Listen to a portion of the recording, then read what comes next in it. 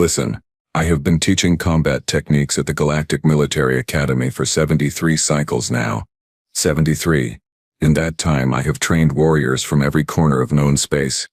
Cravathi berserkers who could crush steel with their bare hand, Velnor assassins who moved like liquid shadow, even a couple of those creepy Horthax things that had 16 limbs and poisonous blood. But humans? Ha! Nobody told me humans were going to be funny. My name is Krellis Varn and I am what you might call a professional skeptic.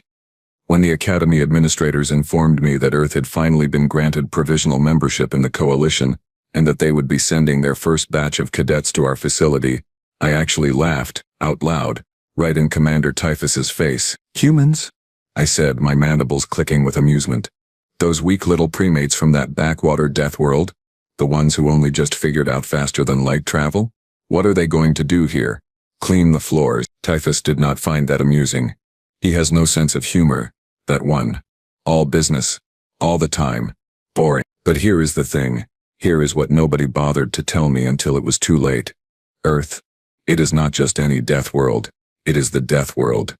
The kind of planet that makes hardened Cravathi warriors weep with terror. Gravity so strong it would crush most species flat. Weather patterns that could kill you in 100 creative ways. Predators everywhere. Bacteria that evolved specifically to murder you. And do not even get me started on their insects. Still, when I saw the human cadets stepping off the transport ship that first morning, I could not help but feel vindicated in my skepticism.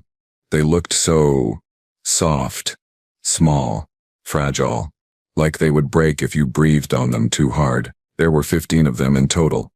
12 males, 3 females. They stood in a nervous cluster on the landing platform looking around with those weird forward-facing eyes of theirs. One of the males, a tall one with dark skin and nervous energy, actually dropped his bag when a passing Horthax cadet skittered too close. I sighed. This was going to be a long semester. All right, I bellowed, my translator device rendering my words into their primitive Earth languages. Listen up, primates. Welcome to the Galactic Military Academy. Section 7 Combat Division. My name is Instructor Krellis Varn, and for the next 6 months your life belongs to me. And let me tell you right now, I do not expect most of you to make it past the first week. A few of them exchanged worried glances. Good. Fear is healthy. Fear keeps you alert. Combat training here is divided into 3 primary categories. I continued pacing back and forth in front of them like I had done 1,000 times before. Ranged weapons proficiency, tactical maneuvering, and hand-to-hand combat. Today we start with the basics. Hand-to-hand. Because before you can learn to shoot a plasma rifle or pilot a dropship, you need to understand how your own body works as a weapon. I pointed at the training facility behind me, a massive dome-shaped structure that could simulate dozens of different combat environments. Inside you will find training dummies, sparring partners, and equipment designed to push you to your absolute limits. You will sweat, you will bleed, you will beg for mercy, and when you do I will laugh at you, because mercy is for the weak, and weakness gets you killed. Any question? One of them raised a hand. A female shorter than the others, with light brown skin and black hair pulled back in what I later learned they call a ponytail. She had these intense dark eyes that seemed to take in everything at once. Yes? I said, pointing at her. Instructor Varn, she said, her voice surprisingly steady.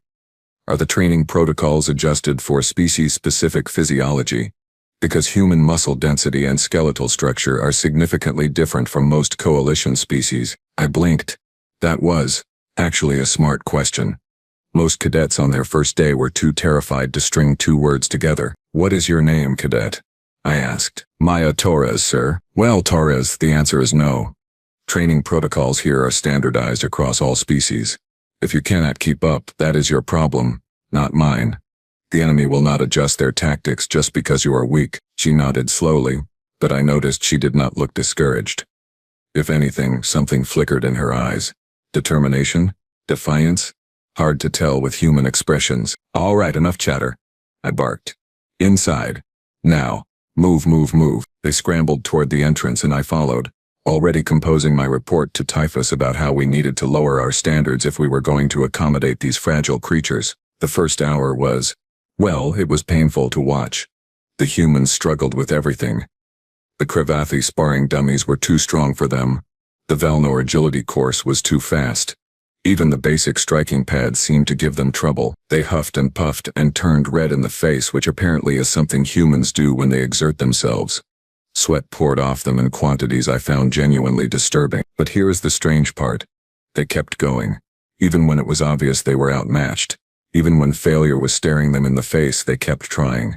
That tall, nervous one who dropped his badge, his name was Marcus Reed, and he must have attempted the agility course 20 times, failing every single one, before I finally ordered him to stop before he hurt himself. And Torres?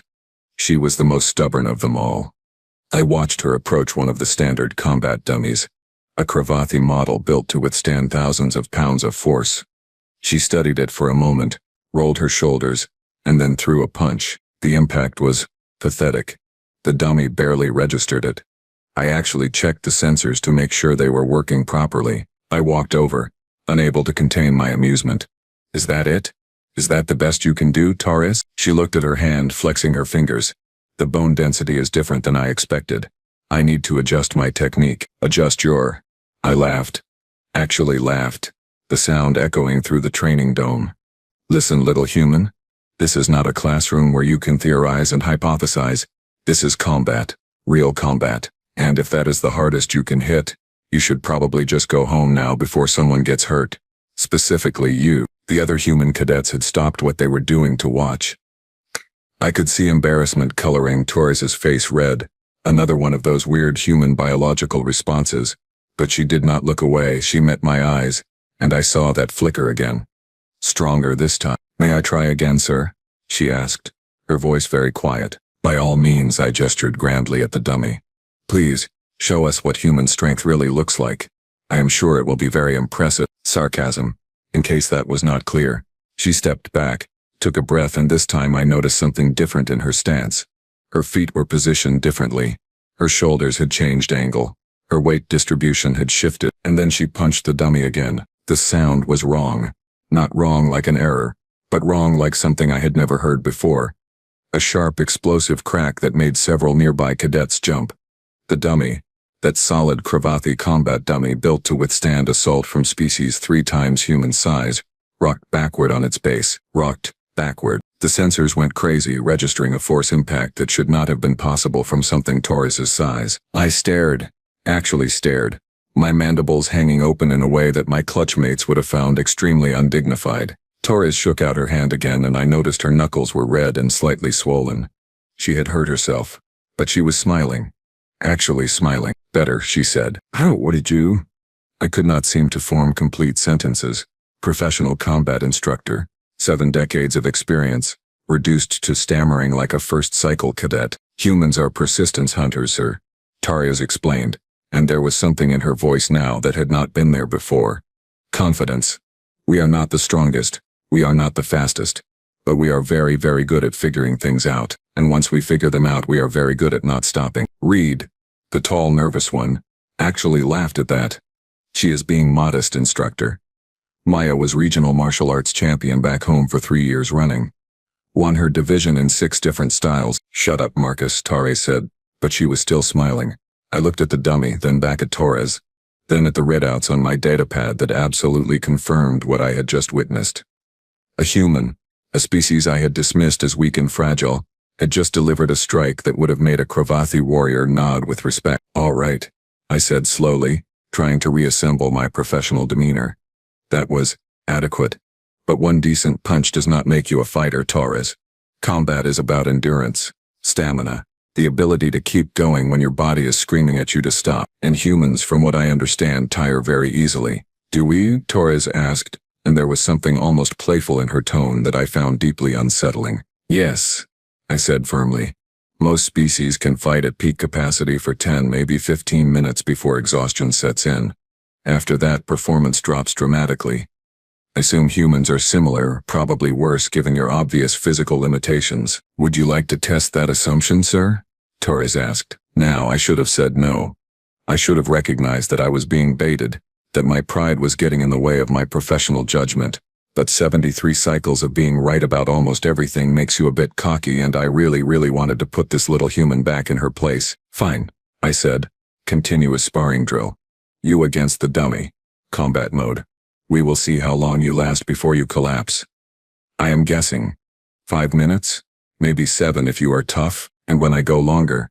She asked. If you go longer than 15 minutes I will personally apologize to you in front of the entire class, and admit that I was wrong about human endurance. Several of the other cadets made excited noises. Apparently the idea of an instructor apologizing was unheard of. Which it was because it had never happened before. Torres walked back to the dummy, and I activated combat mode. This was different from static training. In combat mode, the dummy would move, block, counterattack. It was not trying to win, but it was trying to make you work for every single strike. Begin. I called out, and Torres began. 5 minutes passed. Then 10. Then 15. I kept checking my chronometer, certain it was malfunctioning. It was not malfunctioning. Torres was still going. Not just going, but maintaining consistent form and power. Her strikes kept landing with that same disturbing force. The dummy was having to work harder and harder to keep up with her combinations. Jab, cross, hook, uppercut, knee, elbow. She cycled through techniques like someone flipping through a catalog, and she was not even breathing that hard yet. 20 minutes. The other human cadets had stopped their own training to watch. Then some of the Velnor students noticed. Then a few Kravathi. Soon half the training dome had gathered around to witness this tiny human female absolutely refusing to stop punching. Sir, one of my assistant instructors, a Velnor named Sick, slithered up beside me. Should we perhaps intervene? Her knuckles are bleeding. They were. I could see the red smears on the dummy's surface, but Torres had not slowed down. If anything, she seemed to be getting warmed up. No, I said quietly. Let her continue. 25 minutes. 30. The crowd was getting larger. I saw other instructors poking their heads in, curious about the commotion.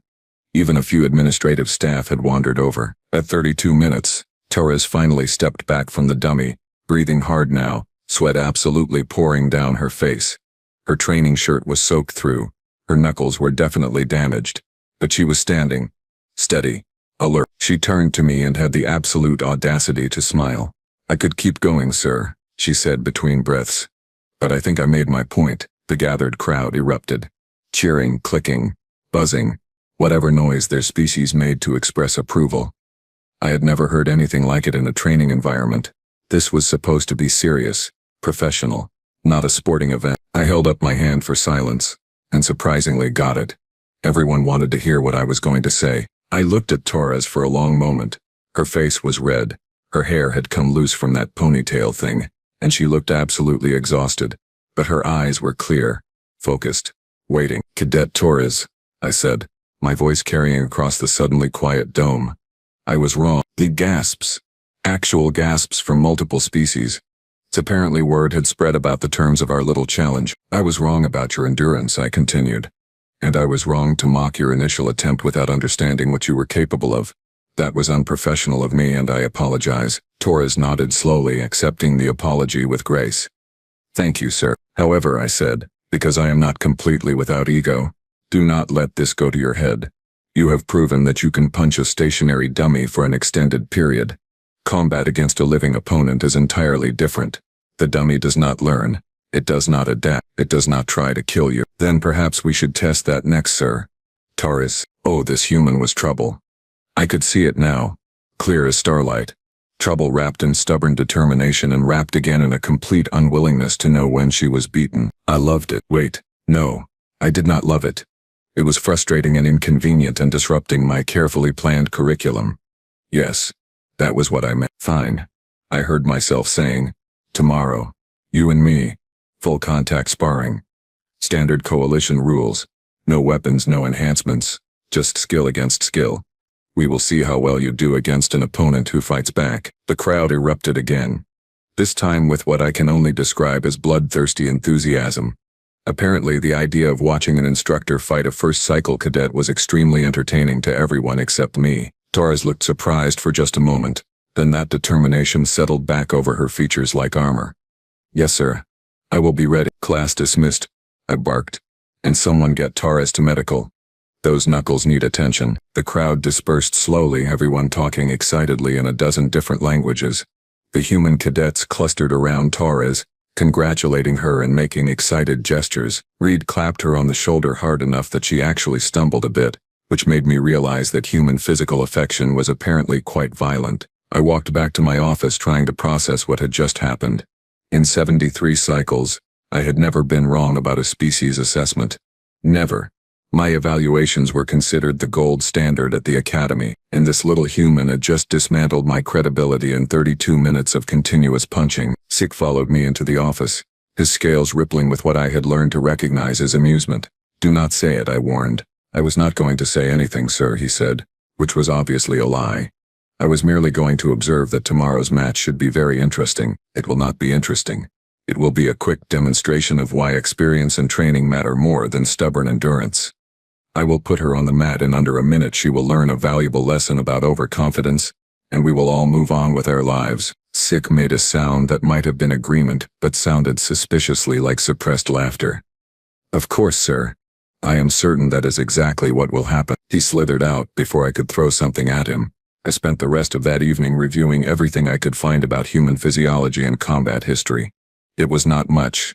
Earth was new to the Coalition, and most of our data on them was limited to basic biological surveys and initial contact reports. But what I did find was disturbing. Humans had been fighting each other for their entire recorded history. Thousands of years of constant warfare, developing hundreds of different martial systems. They had weaponized literally everything, including their own bodies, and because their planet kept trying to kill them, they had evolved some genuinely horrifying traits. That persistence hunting thing Torres mentioned. Apparently humans could track prey for days, just following it relentlessly until it collapsed from exhaustion. They had specialized sweat glands that let them cool down more efficiently than almost any other land predator on their planet. They could regulate their breathing consciously, something most species could not do. And their pain tolerance was apparently off the charts because everything on Earth was constantly trying to hurt them anyway. Oh, and their bones? Their bones were not solid like most species. They were filled with this spongy material that made them lighter but also helped them absorb impacts that would shatter normal skeletal structures, and when you hit something hard enough to damage them, they actually grew back stronger. What kind of insane evolutionary pressure creates a species like that? I closed my datapad and rubbed my eyes, which was difficult because I have compound eyes, and rubbing them is generally uncomfortable. This was bad. This was very bad because I had just challenged a member of a species specifically evolved for endurance combat to a full contact match, and I was beginning to suspect that I might have made a terrible mistake, but I could not back out now. Half the academy had heard about the challenge. If I withdrew, I would look weak, afraid, and I had not gotten to where I was by backing down from challenges. No, I would just have to be smart about this. Use my experience, my superior reach, my knowledge of coalition combat techniques that Torres could not possibly have learned yet. Yes, that would work. Quick, decisive, professional, in and out. Before she could use that freakish endurance against me, I went to my quarters and tried to sleep. Tried being the operative word. I kept seeing Torres's face when she landed that second punch. That smile. That absolute confidence that she could do better if she just adjusted her approach. Morning came too quickly. I arrived at the training dome early to find that someone had already set up a proper sparring ring in the center. Word had definitely spread because there were easily 200 cadets and staff gathered around the perimeter, chattering excitedly in various languages. Typhus was there too, standing at the edge of the crowd with his arms crossed. Great. Just wonderful. My commanding officer was going to witness me putting a first cycle cadet on the mat. This would be fine. Totally fine. Torres arrived exactly on time, wearing proper sparring gear and looking considerably more rested than she had any right to be. Her knuckles were bandaged and I noticed she was flexing her hands experimentally as she approached. "Instructor Varn," she said formally. "Torres," I replied. "Are you certain you want to go through with this? There is no shame in withdrawing. You proved your point yesterday." She smiled that smile again. "With respect, sir, I do not think I proved anything except that I can hit a dummy. This is the real test. Stubborn. Absolutely stubborn. Where did Earth find these creatures?" We stepped into the ring. Sick was serving as referee because apparently he enjoyed watching me suffer. He went through the standard rules. Full contact. Strikes allowed to any target except joints and eyes. Fight continues until submission, knockout, or referee stoppage. Standard gravity, standard atmosphere. Fighters ready. Sick called out. I settled into my stance. A classical Velnor guard that had served me well for decades. Fast, mobile, defensive. Let her come to me. Let her waste that energy trying to break through my guard. Then, when she tired, I would counter. Torres's stance was different. Lower. More grounded. Her hands up but loose. Her eyes never leaving mine. Begin. She did not rush in like I expected. Instead, she circled slowly, studying me. Looking for openings. Trying to figure me out. Smart. Annoying but smart. I feinted with a jab. She did not bite. Another feint. Nothing. She was patient. Waiting. Fine. If she wanted to wait, I would make her react. I snapped out a proper jab, fast and clean. Aimed at her head. She slipped it. Barely, but enough. My follow-up cross found only air, and then she countered. A short, sharp hook to my ribs that landed with that same explosive force from yesterday. Pain blossomed across my side. Actual pain. When was the last time a cadet had landed a clean hit on me? I backpedaled, reassessing. Okay. She was faster than expected. Fine. I had reach advantage. I would use it. I kept her at distance with long, probing strikes, forcing her to work to close the gap, making her expend energy. Several of my shots landed, clean hits that should have slowed her down. They did not. She absorbed them, adjusted, and kept coming. 3 minutes in, I realized I was breathing harder than I should be. She was making me work for every exchange. Every time I thought I had her figured out, she changed something. Her angle, her timing, her rhythm. It was like fighting smoke. Smoke that occasionally solidified into rock-hard fists that really hurt when they connected. 5 minutes in, I landed a perfect roundhouse kick that caught her square in the stomach. It was a solid hit. A fight-ending hit for most species. She folded around it, stumbled back, and I thought that was it. Victory. Then she straightened up, smiled through her mouthguard, and came right back at me. "What are you?" I gasped. She did not answer. Just kept coming. Relentless. Tireless. Like she had promised. 7 minutes in, my arms were heavy. My legs were burning. I was an experienced instructor. I trained every day. I should not be tired yet.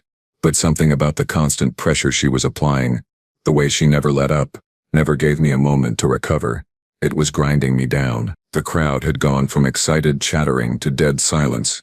Everyone could see what was happening. Everyone except me had apparently figured it out earlier. 10 minutes in, she caught me with a combination I did not even see coming. Jab to the face to blind me. Cross to the body to fold me.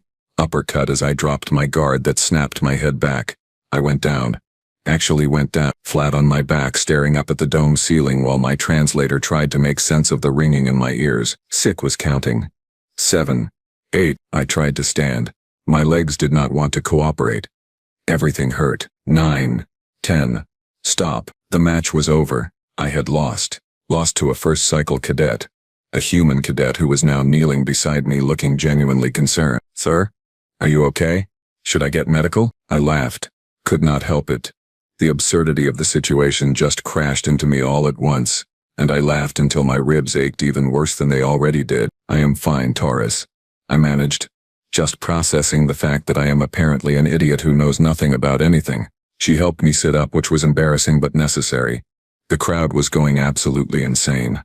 Cheering, chanting her name, making all those excited species-specific noises again. Typhus pushed through the crowd, looking down at both of us with an expression I could not quite read. "Well, Instructor Varn," he said dryly, "I believe you have just learned a very important lesson about underestimating humans.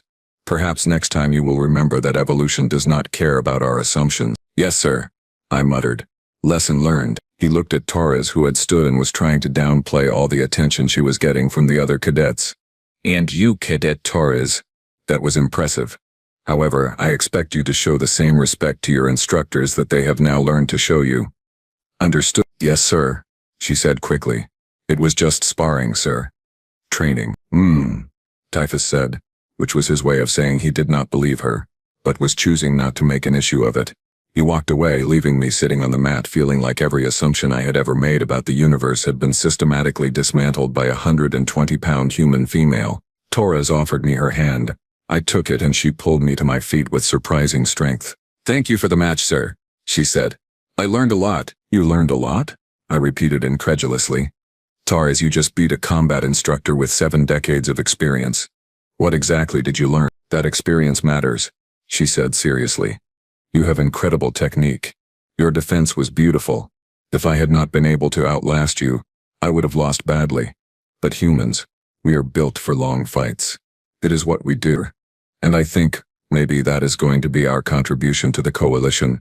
Not being the strongest or the fastest, but being the ones who do not quit, ever. I looked at her for a long moment. At this small, fragile-looking creature from a death world that had just proven every single one of my assumptions wrong. And I realized something important. The coalition had no idea what it was getting with humans. Absolutely no idea. Torres, I said slowly. How many more of you are there? On Earth, I mean. How many humans like you? She shrugged. About 8 billion at last count, sir. Give or take, 8 billion. 8 billion persistent, stubborn, absolutely relentless humans who were about to join the galactic community. Humans who could adjust their tactics on the fly. Who could endure conditions that would break other species. Who smiled when you hit them and came back for more. I started laughing again.